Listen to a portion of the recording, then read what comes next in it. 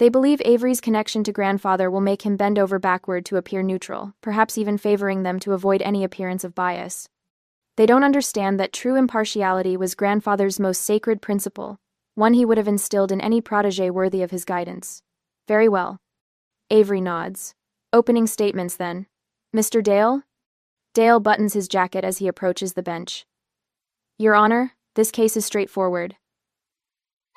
Judge Franklin Cole was a respected jurist and beloved community member. But in his final years, following the death of his wife June, he fell under the influence of his granddaughter, the defendant. He gestures toward me without looking my way.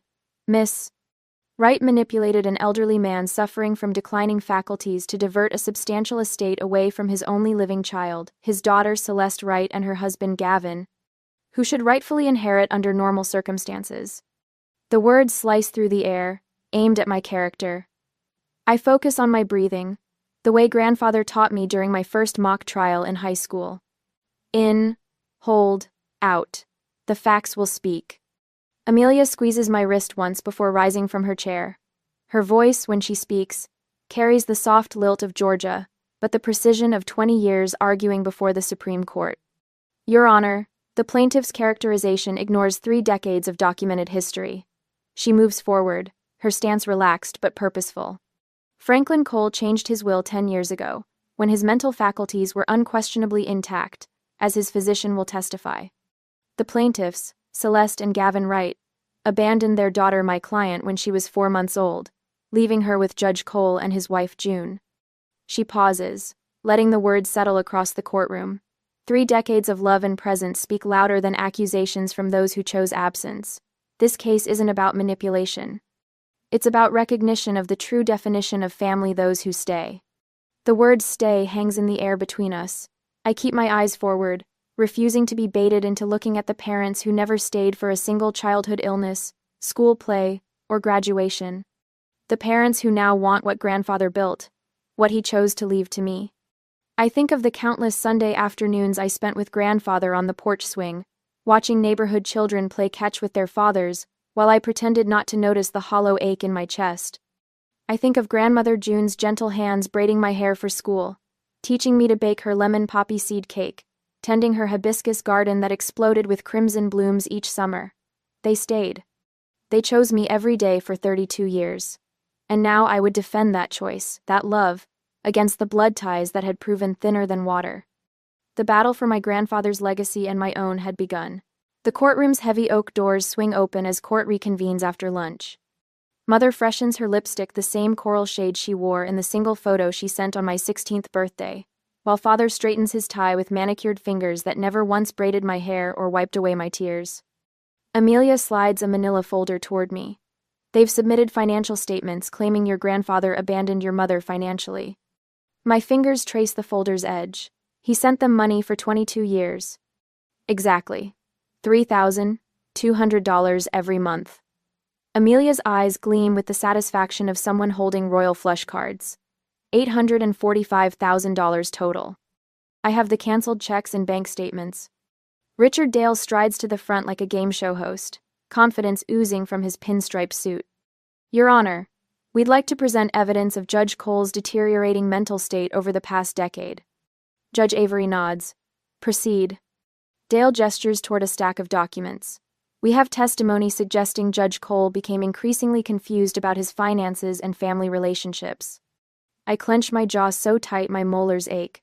Grandfather reviewed Supreme Court cases the week before he died.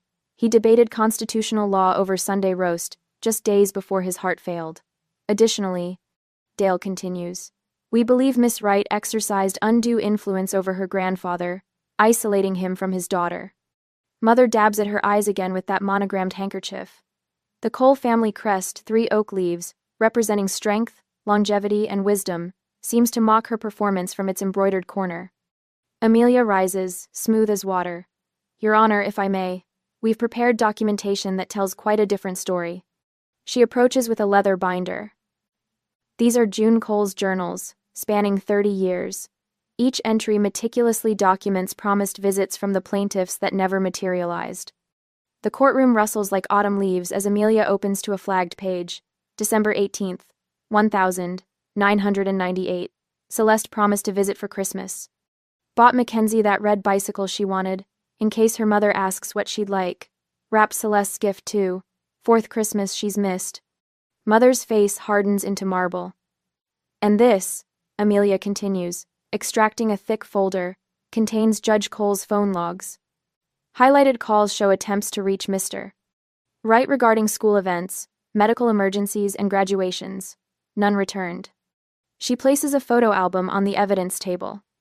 And finally, Your Honor, photographs documenting 32 years of milestones. Kindergarten graduation, middle school honor roll, high school valedictorian speech, law school commencement. Judge Avery leans forward. And the plaintiffs? Absent in every photograph, Your Honor. Father shifts in his seat, eyes fixed on his Italian leather shoes. Mother's fingernails painted the exact shade of her lipstick drum against the table. During the short recess that follows, I escape to the courthouse garden, where hibiscus flowers bloom in riotous red against the limestone walls. Grandmother June planted hibiscus everywhere in garden beds, patio containers, even a small pot on the kitchen windowsill. Life still blossoms even after someone leaves, she would say while watering them. Not a hint of bitterness in her voice, just the quiet wisdom of a woman who had watched her only daughter walk away from her own child. I touch the velvety petal of a nearby bloom, and suddenly I'm 7 again, standing on a kitchen chair helping grandmother measure ingredients for her famous lemon poppy seed bundt cake. Every Saturday morning, the same ritual: sifting flour, cracking eggs, the citrus zing of lemon zest under my fingernails. Baking is about precision and patience, she would say, her silver-streaked hair falling across her forehead as she demonstrated how to fold, not stir, the batter. Just like life, Mackenzie. When court resumes, something shifts inside me. This isn't about defending my inheritance. It's about protecting their memory, the people who stayed, who chose me every day while my parents chose absence. You okay? Amelia whispers, noting my straightened posture. Yes, I'm ready. You remind me of your grandfather on the bench right now. The afternoon brings a parade of witnesses who knew us, knew the truth. Doris Taylor, the court clerk who worked with grandfather for 3 decades, describes his sharp mind and unwavering ethics. Dr. Reynolds testifies to grandfather's excellent cognitive function until his final days. Then Martha Wilson takes the stand, our housekeeper of 25 years. Her silver hair is pulled into the same neat bun she wore when bandaging my skinned knees and teaching me how to iron grandfather's shirts. Every Sunday, Martha says, her voice steady despite Dale's aggressive questioning. Without fail, Miss Mackenzie prepared Sunday dinner with Judge Cole.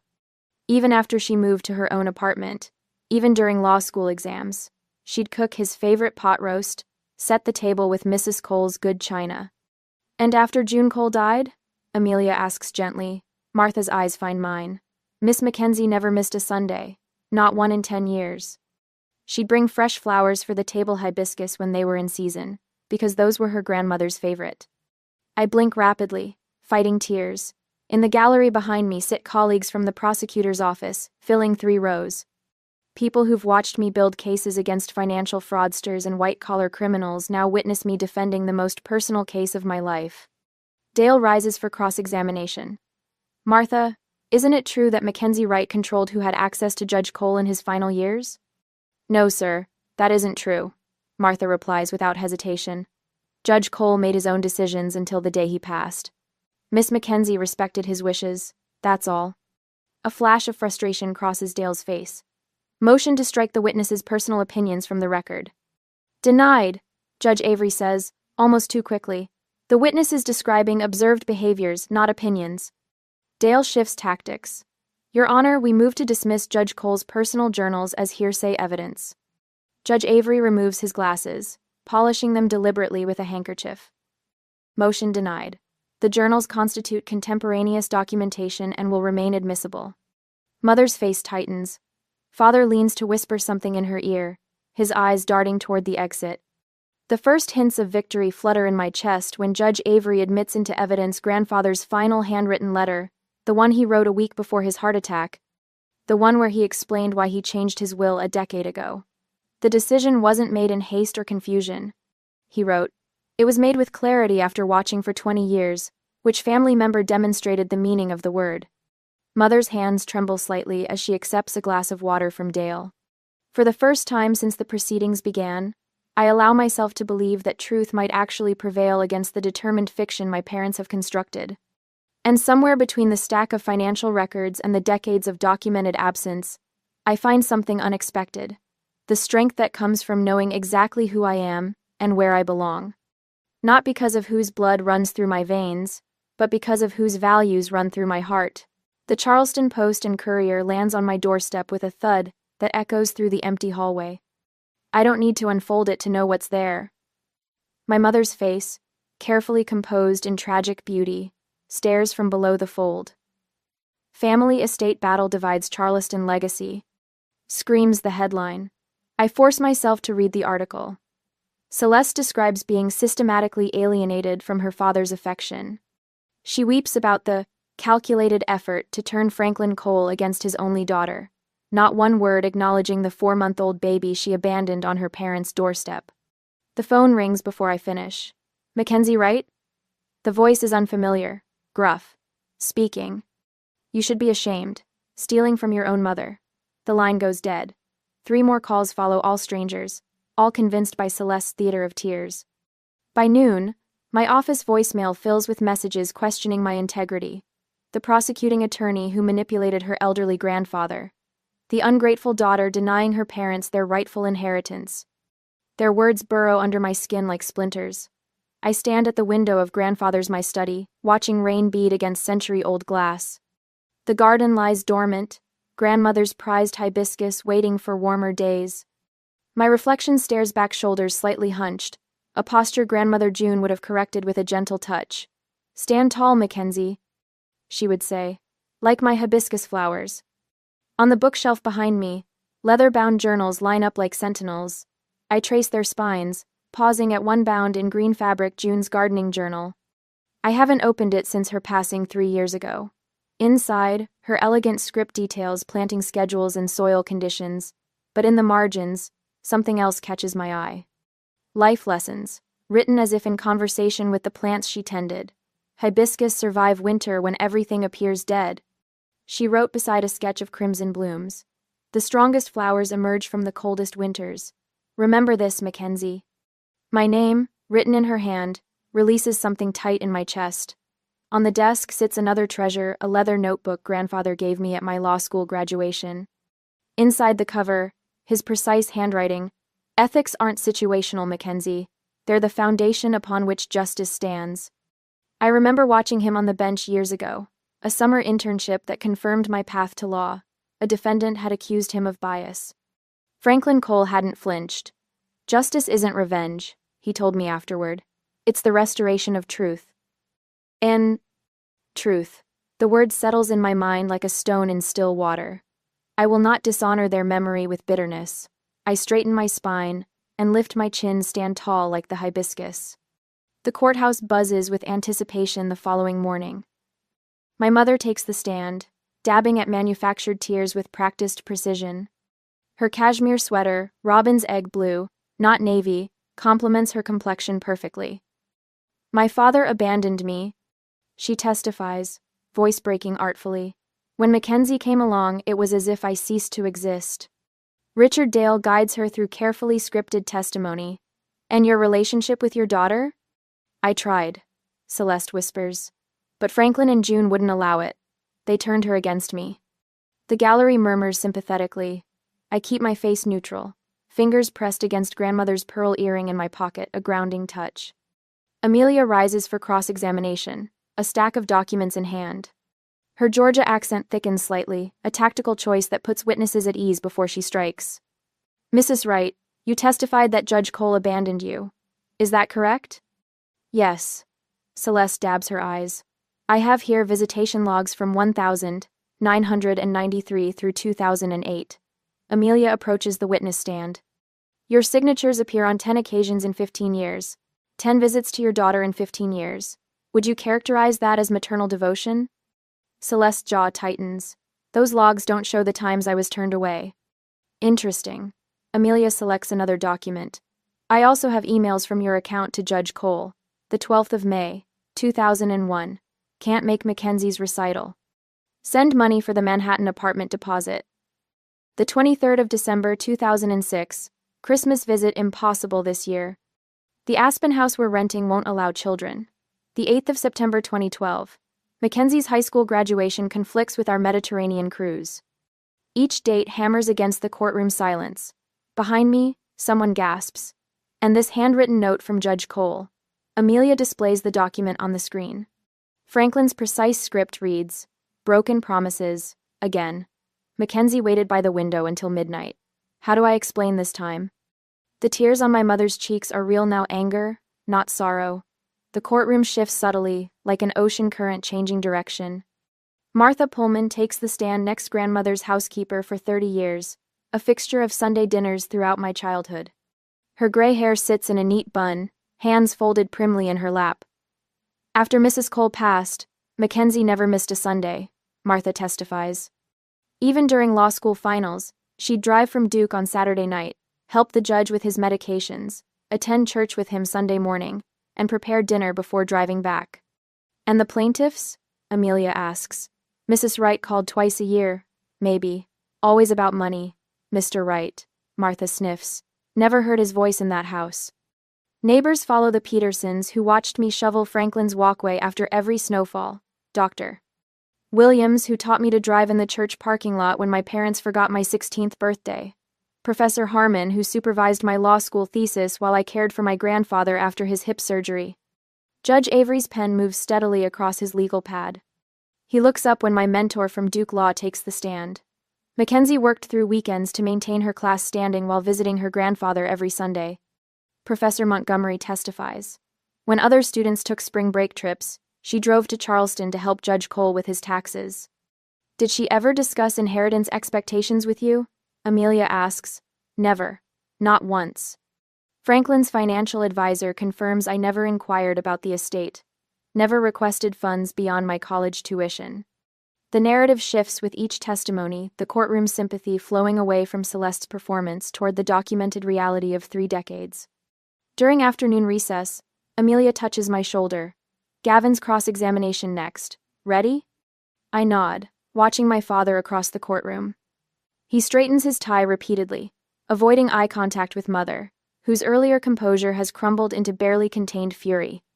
When proceedings resume, Gavin Wright takes the stand. His expensive suit and carefully styled hair project success, but his fingers drum nervously against his thigh. Amelia approaches slowly. Mr. Wright, did you attend your daughter's graduation? Silence stretches across the courtroom. He clears his throat. Which one? The gallery stirs. Someone coughs to cover a laugh. Any of them, Amelia replies evenly. High school? College? Law school? I was traveling for business. The standard excuse of my childhood. Where did Mackenzie attend law school, Mr. Wright? His eyes dart to Celeste, who stares stonily ahead. I believe it was University of South Carolina? It was Duke University Law School. She graduated summa cum laude. Amelia pauses. Have you ever visited your daughter's home? The home you're currently suing her for? Not recently. Have you ever visited it? Another painful silence. No. The courtroom murmurs grow louder. Judge Avery taps his gavel once, a gentle warning. My father's disconnection from my life becomes starkly evident with each question. He doesn't know my address. Can't name my closest friends. Doesn't recall a single birthday gift he might have sent. Across the room, my mother's facade cracks further. Her knuckles whiten around her purse strap. The performance is failing, the audience turning against her. I sit straight-backed, Grandmother June's voice in my ear. Stand tall like the hibiscus. The strongest flowers emerge from the coldest winters. As the day draws to a close, Richard Dale rises with unexpected energy. Your Honor, we call Dr. James Morrison to the stand. An unfamiliar man walks forward, mid-60s, silver-haired, with wire-rimmed glasses. My stomach tightens. Who is that? I whisper to Amelia. Not in our witness disclosures, she murmurs back, flipping through documents. Dale introduces him as Franklin Cole's former physician, claiming he has critical testimony about grandfather's mental state during his final years. Judge Avery frowns. This witness wasn't on your list, counselor. Recent discovery, Your Honor. Critical to establishing Judge Cole's vulnerability to undue influence. Amelia objects immediately, but Judge Avery allows limited testimony in the interest of complete examination. As the man settles into the witness chair, I notice something familiar, a nervous habit of adjusting his glasses with his middle finger rather than his index finger. The same odd gesture I'd seen years ago, at a medical conference where grandfather spoke. "Don't worry," Amelia whispers as Dale approaches his surprise witness. "Trust the preparation." I nod, watching Dr. Morrison's hands. He adjusts his glasses again, middle finger pushing at the bridge. A memory surfaces. Grandmother June's voice, gentle but firm. "Remember, Mackenzie, truth doesn't need rehearsal." I lean forward, studying the doctor's nervous mannerisms as he begins to speak about memory issues and suggestibility in my grandfather's final years. There's something else familiar here, something I can't quite place. Judge Avery watches the new witness with narrowed eyes. The courtroom holds its breath. And suddenly, I know exactly who this man is. The courtroom falls silent as Dr. William Barrett adjusts his bow tie, his fingers trembling slightly against the polished wood of the witness stand. Mother smiles with that particular curve of her lips I've seen since childhood, the expression that accompanies her confidence in getting exactly what she wants. "Dr. Barrett, how long did you treat Judge Franklin Cole?" Richard Dale's voice carries that practiced sincerity that sounds hollow to anyone who's spent time in courtrooms. Barrett clears his throat. "I saw Judge Cole twice in the months before his passing. And during those visits, did you observe any signs that might indicate Judge Cole was being manipulated?" My muscles tense. Amelia places her hand over mine beneath the table, a gentle warning to maintain composure. Objection. Calls for speculation.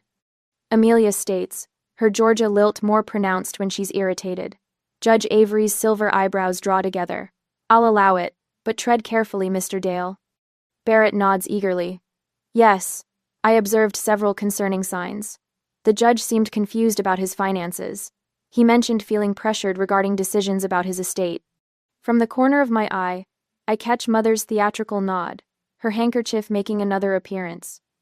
Amelia rises slowly, buttoning her jacket with deliberate calm. "Dr. Barrett, you mentioned seeing Judge Cole twice. Would you share the specific dates of those appointments?" "March 12th and April 3rd of last year." "And what was your relationship with Judge Cole before these appointments?"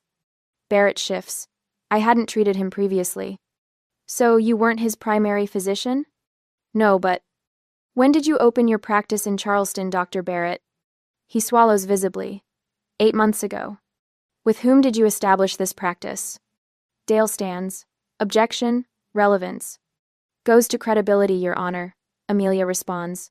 "Overruled. The witness will answer." Barrett's collar suddenly seems too tight, with Dr. Thomas Reynolds. "And what is Dr. Reynolds' relationship to Celeste Wright?" The courtroom stirs. Barrett's gaze darts toward Mother before answering. "He's her cousin." Amelia nods once, retrieving a file from her table. "I'd like to enter into evidence, Exhibit 43, Your Honor." These are Judge Cole's complete medical records from his primary physician of 30 years, Dr. Harold Simmons. Dale launches to his feet. "Objection. Those records weren't provided during discovery." "They absolutely were, Your Honor. Page 211 of our disclosure packet, submitted 2 months ago." Amelia doesn't even glance at Dale as she speaks. Judge Avery leafs through a folder. "Objection overruled. Records were properly disclosed." Amelia approaches Barrett with a stack of documents. "These records show that Dr. Simmons performed a complete cognitive assessment of Judge Cole just 1 week after your second appointment. Would you please read his conclusion on page 4, paragraph 2? Barrett's voice wavers. "Cognitive function remains sharp and consistent with previous evaluations. Patient demonstrates excellent recall of recent and distant events. No evidence of confusion or impairment in decision-making capacity." "Thank you, Dr. Barrett." Amelia places another document before him. "Now, could you please explain this prescription you wrote for Judge Cole during your second visit?" Barrett pales. "It's for a mild sedative." "Was this medication requested by Judge Cole?" "Not exactly." "Who suggested this medication, Dr. Barrett?" His eyes flick toward Mother again. Mrs. Wright expressed concern about her father's anxiety. Yet Dr. Simmons' notes indicate Judge Cole reported no anxiety symptoms at his appointment the following week. Interesting. Amelia turns toward the bench. No further questions for this witness. Dale rises for redirect. But Barrett's testimony has unraveled beyond repair. Each question only deepens the hole. Mother scribbles furious notes, passing them to Dale, who barely glances at them before sighing. Father leans toward Mother, whispering something that makes her face flush crimson. They've started to fracture, each blaming the other for the collapsing case. The defense calls Mackenzie right, Amelia announces. Taking the stand feels surreal, as if I'm floating outside my body. I adjust the collar of my blouse, grateful for the extra starch Martha insisted on this morning. That judge needs to see you're solid as bedrock, she'd said while pressing it. After I'm sworn in, Amelia approaches. Miss Wright, there have been insinuations that you manipulated your grandfather for financial gain. If that were true, wouldn't there have been easier ways to secure his money than spending every Sunday for 30 years at his dinner table? Yes. My voice comes out steadier than expected. I'm a prosecutor with a comfortable salary. If I'd wanted his money, I wouldn't have spent 3 decades of Sundays listening to his stories about cases from 1972. A few quiet chuckles ripple through the courtroom. Did that Sunday dinner tradition change after your grandmother passed away? I swallow around the sudden thickness in my throat, only in one way. I started bringing the lemon poppy seed cake instead of her making it. Everything else stayed the same: 6 o'clock sharp, classical music on the radio, and grandfather's stories. And why did you maintain this tradition? The answer is simple. I stayed because I loved him. Dale stands for cross-examination, his confidence visibly diminished since the morning. Miss Wright, isn't it true that you influenced your grandfather's decision to change his will after your grandmother's death? No. His will was changed 10 years ago, when grandmother was still alive. They made the decision together. But you discussed the will with him? He discussed it with me. He was a judge for 40 years, Mr. Dale. No one influenced Franklin Cole to do anything he didn't believe was right. Dale tries another angle. You were aware of the contents of the will? Yes. Grandfather believed in transparency. He showed me the will and explained that he and grandmother had decided to leave their estate to me rather than to parents who had chosen not to be part of my life. From the gallery, I hear several people murmuring in agreement. Judge Avery makes no move to silence them. My boss, District Attorney Robert Langston, takes the stand next, his imposing frame making the witness chair look too small. I've supervised Mackenzie Wright for 6 years, he states without prompting. She's prosecuted financial crimes worth millions. If there were a prosecutor in my office I'd trust with my own estate, it would be her. Her integrity is beyond reproach. Judge Avery nods, then speaks directly from the bench. I've known Franklin Cole for nearly 30 years. He mentored me when I joined the judiciary. In all that time, I never once saw him make a decision that wasn't thoroughly considered and ethically sound. Dale's objection comes too late, and without conviction. The judge simply notes it for the record without acknowledging it further. During the afternoon recess, I step into the hallway for air and overhear Father's harsh whisper to Mother near the water fountain. You pushed this too far, Celeste. Barrett was a disaster. Barrett. How was I supposed to know they'd have those records? Thomas said. Thomas said. Your whole family talks big but delivers nothing. Mother spots me and falls silent, pulling Father away by his sleeve. When court reconvenes, Richard Dale requests a conference with Amelia.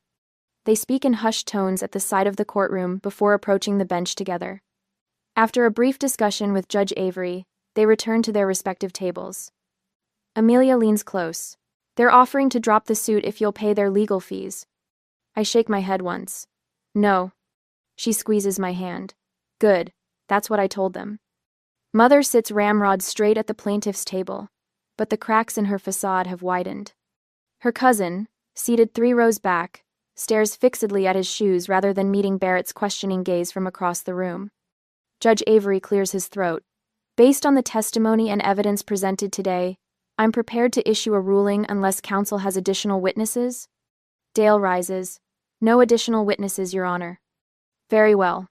Judge Avery's gaze sweeps the courtroom before settling on me. Sometimes the law is complicated. This case is not. The evidence clearly shows that Franklin Cole was of sound mind when he executed his will, and that his intentions were deliberate and informed. He turns toward my parents. The plaintiffs have failed to provide any credible evidence of undue influence or diminished capacity. Their claim is dismissed with prejudice. Their sack. The gavel falls, sharp and final. Mother's face contorts with fury. but it's father who surprises me. For just a moment, something like relief crosses his features before the mask of indignation returns. As people file out of the courtroom, Amelia gathers her papers. Your grandfather would be proud. I nod, unable to speak past the knot in my throat. The victory brings no joy, only quiet vindication, and the certainty that grandfather and grandmother's legacy remains intact. They stayed when it mattered. And in honoring their choice today, so did I. Celeste corners me outside the third-floor bathroom, her Chanel perfume creating an invisible barrier between us. The courthouse hallway stretches empty in both directions, witnesses scattered to their own corners during the 15-minute recess before closing arguments. Mackenzie. Her voice lacks the practiced warmth she uses in the courtroom. We should talk. I straighten my charcoal suit jacket, a shield against whatever manipulation comes next. About? This division. She steps closer, her diamond earrings catching the fluorescent light. You might have the law and money on your side, but I have your blood. The word blood hangs between us like an accusation. I think of grandfather's handwritten journals documenting each missed birthday, each broken promise, each time my mother chose absence over presence. Would your grandmother want this? Celeste whispers, her perfectly manicured hand reaching toward my arm but stopping short of actual contact. June was all about family unity, about forgiveness. My throat tightens at the casual invocation of grandmother's name. Celeste barely knew her own mother in adulthood, visiting less than once a year while I helped June tend her hibiscus garden every Saturday morning for 27 years. We could end this today, she continues, misreading my silence as hesitation. I'm willing to forgive and forget everything if you'll simply split the inheritance. 50-50. That's fair, isn't it? Mother and daughter sharing equally? Her eyes identical to mine in shape and color scan my face for weakness. For the little girl who once waited by the mailbox for cards that rarely came. Think about the community. She presses. Everyone's talking. The pastor at Trinity called me yesterday about the tragedy of family division. I almost laugh. Pastor Roberts had called me too, his concern genuine after 3 decades of watching me sit beside grandfather in the 4th pew every Easter Sunday, while my parents remained phantom figures in holiday photographs. The Charleston Post is running a piece next week, Celeste adds. Family against family. Is that what you want your legacy to be? What about the Cole family reputation? Before I can answer, Richard Dale rounds the corner with his leather portfolio and nods to my mother. Judge Avery's returning in 5 minutes. Celeste's gaze hardens. Think about it, Mackenzie. Blood matters in this town.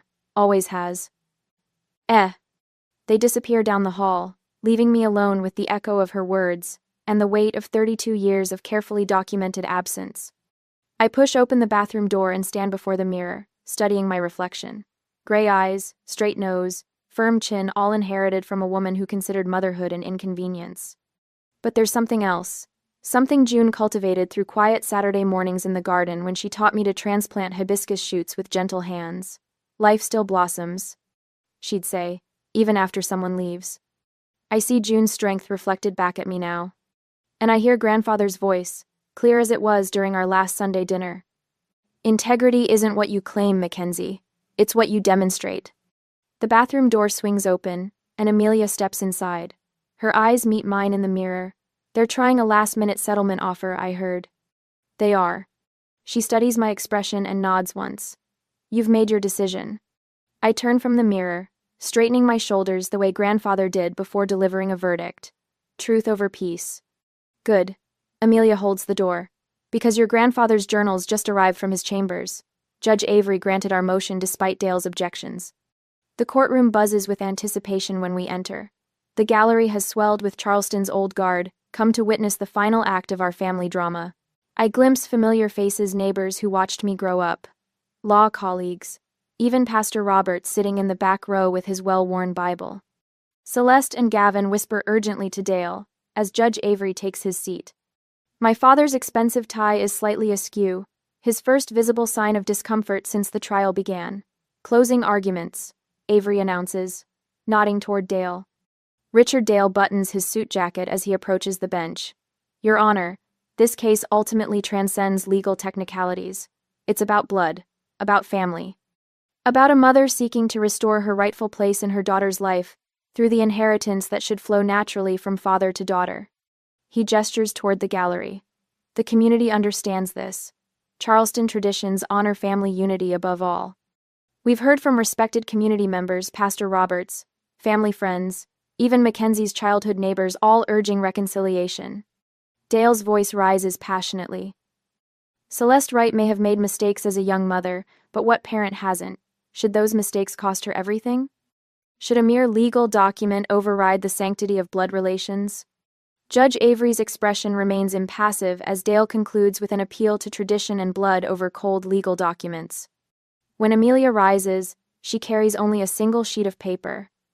Your Honor, this case has never been about blood. It's about choice, about who stays. She unfolds the paper carefully. This letter was found in Judge Franklin Cole's desk, dated 2 weeks before his death. With the court's permission, I'd like to read it. Avery nods, and Amelia begins reading in her measured Georgia accent. Mackenzie, you inherit not because of blood, but because you stayed. When Sunday dinners became difficult for me after June passed, you never missed one. When law school demanded your weekends, you studied at my kitchen table. When Celeste and Gavin asked for money, which the bank records show exceeded $845,000 over 22 years, they never once asked about you. End quote. The courtroom falls silent as she continues. A parent isn't defined by biology but by presence. I choose you as my heir because you chose me as your family. Every Sunday, every holiday, every ordinary day when showing up mattered. She places the letter on the exhibit table and turns to face the judge. Evidence, Your Honor, not emotion, should govern this court's decision. The evidence shows decades of financial support to the plaintiffs alongside their consistent absence. It shows Franklin Cole's mental acuity until his final days, confirmed by medical records. And it shows a lifetime of Sundays when Mackenzie Wright chose to stay, while her parents chose to leave. Amelia looks directly at Celeste and Gavin. What kind of parents sue their own child after abandoning her? What kind of mother invokes family unity after 3 decades of documented absence? The question before this court isn't about blood. It's about the true definition of family. I feel tears press against my eyelids as Amelia returns to her seat. Beside me, she places a tissue in my hand without looking. I squeeze it tight but don't use it. Not yet. Judge Avery removes his glasses, polishing them slowly with a handkerchief. The courtroom remains hushed, holding its collective breath. Having reviewed all evidence and testimony presented in this case, he begins. I find the will of the Honorable Franklin Cole to be valid and executed with sound mind and full legal capacity. He replaces his glasses, looking directly at Celeste and Gavin. The plaintiff's claim is dismissed with prejudice. Furthermore, the plaintiffs shall pay the defendants reasonable attorney fees, as permitted under state law, for frivolous lawsuits, without substantial justification. The gavel strikes with finality, echoing across the courtroom. This court is adjourned. Only then do I allow the tears to fall, not for the inheritance secured or the lawsuit defeated, but for the validation of a truth I've always known. Family isn't determined by blood running through veins, but by feet that walk toward you when others walk away. Celeste and Gavin rise quickly, avoiding my gaze as they follow Dale through the side door. No final words, no acknowledgement, just departure, the one consistent action they've shown throughout my life. Amelia squeezes my shoulder once. Justice served, she whispers. Your grandfather would be proud. Ka. I nod, unable to speak past the knot in my throat. The courtroom empties slowly, murmurs fading, like receding tides. I remain seated, watching sunlight filter through tall windows onto the empty plaintiff's table. The inheritance matters less than what it represents. Recognition that family is defined by who stays when leaving is easier. And for 32 years, through scraped knees and law school graduations, through grandmother's funeral and quiet Sunday dinners, my grandparents stayed. I gather my portfolio with steady hands. Tomorrow I'll visit their graves with fresh hibiscus cuttings from the garden they taught me to tend. Tonight, I'll bake grandmother's lemon poppy seed cake and eat it alone at their kitchen table. Some would call it victory. I call it vindication. And somewhere I know grandfather and grandmother are calling it justice. The nameplate on my office door still catches me off guard sometimes. The Honorable Mackenzie Wright gleams in polished brass against dark mahogany. One year, as South Carolina's youngest state judge, hasn't dulled the quiet pride that rises in my chest each morning. I smooth my charcoal skirt as I settle behind the bench, studying the faces before me. Another inheritance dispute. Another daughter claiming her mother favored a grandchild unfairly. Another echo of my own story played out with different characters. Mrs. Reynolds claims her mother was manipulated into changing her will. The plaintiff's attorney states, his voice carrying the same entitled certainty Richard Dale once used. The defendant, her daughter Beth, took advantage. Objection, Your Honor. Beth's attorney rises. Prejudicial characterization. Sustained. My voice carries Franklin's measured cadence. Counsel, restrict yourself to facts, not conclusions. Later, I watch the Reynolds women avoid eye contact across the courtroom, the same cold gulf I once faced with Celeste, the daughter who left, versus the granddaughter who stayed. When court adjourns, I retreat to my chambers where Franklin's legal volumes line one wall. I run my fingers across their worn spines, touchstones of continuity. His penciled notes still mark important passages, little breadcrumbs of wisdom left behind. My phone buzzes with Martha's weekly text. Hibiscus blooming like crazy. Bring home cuttings? Martha refused to retire after Franklin passed. This house needs people who remember, she'd insisted, continuing to dust the photographs that chronicle a life without Celeste and Gavin. The lemon poppy seed bundt cake waits on my counter every Saturday, Martha following June's recipe with religious precision. Some traditions shouldn't end, even when the people who started them are gone. I no longer waste energy wondering if Celeste will call on my birthday. The space once reserved for parental approval has been filled with something sturdier.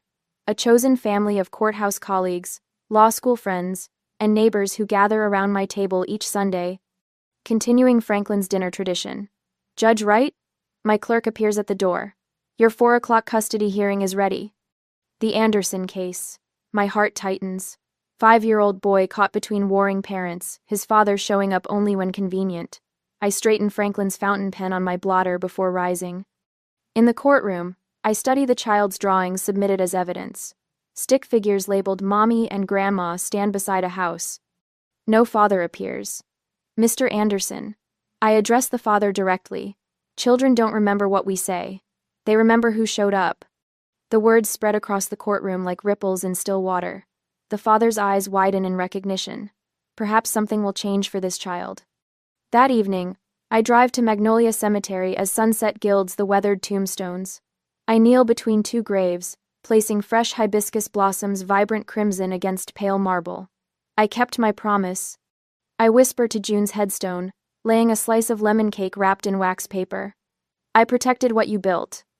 Wind rustles through the live oaks overhead. Here, kneeling between the people who chose me every day for 32 years, gratitude finally outweighs grief. The Reynolds case ended today. I tell Franklin's grave. The granddaughter inherited. Truth prevailed. A cardinal lands on a nearby branch, brilliant red against darkening sky. I remember June pointing them out. When they visit, someone you love is checking on you. I rise, brushing grass from my skirt. Their legacy continues not just in property or possessions, but in every fair ruling, every child protected, every truth honored. Family is who stays, I whisper, and walk toward home.